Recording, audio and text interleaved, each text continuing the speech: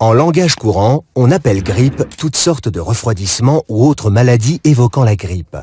Néanmoins, la vraie grippe est déclenchée par le virus influenza. Cette maladie ressemble souvent à un rhume, mais les symptômes peuvent être beaucoup plus prononcés.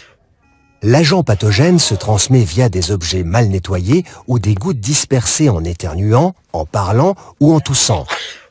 Le risque de contamination peut être réduit en prenant des mesures d'hygiène et en évitant tout contact rapproché avec les individus présentant des symptômes de la grippe. Une alimentation saine et l'activité physique peuvent également favoriser le système immunitaire et réduire ainsi le risque individuel d'infection.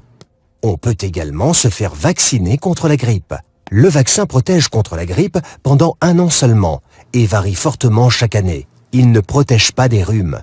C'est pourquoi les avis concernant la vaccination divergent fortement. Une bonne raison pour se pencher sur la question. Elzana s'engage pour la santé et encourage activement la responsabilité individuelle et les compétences en matière de santé. Nous examinons de près des questions complexes liées à la santé et présentons les faits. S'appuyant sur des études scientifiques, le Centre Harding de compétences en matière de risque de l'Institut Max Planck pour la recherche pédagogique a établi l'utilité et les dommages potentiels de la vaccination contre la grippe pour les adultes en bonne santé et les seniors. Sur 1000 adultes en bonne santé vaccinés contre la grippe, 77 à 313 personnes souffrent d'un état grippal au cours d'une année. Sans vaccination, 94 à 377 personnes sur 1000 risqueraient de tomber malades.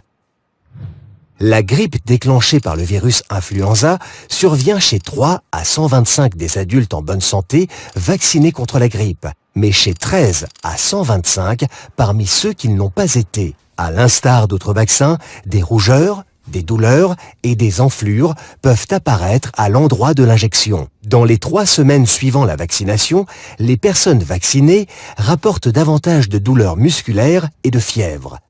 Le Centre Harding a également résumé l'utilité et les dommages potentiels de la vaccination contre l'influenza pour les seniors. Sur 1000 individus de plus de 60 ans vaccinés contre la grippe, 3 à 13 d'entre eux ont été hospitalisés pour une infection grippale ou une pneumonie. Cela concernait 4 à 17 personnes non vaccinées.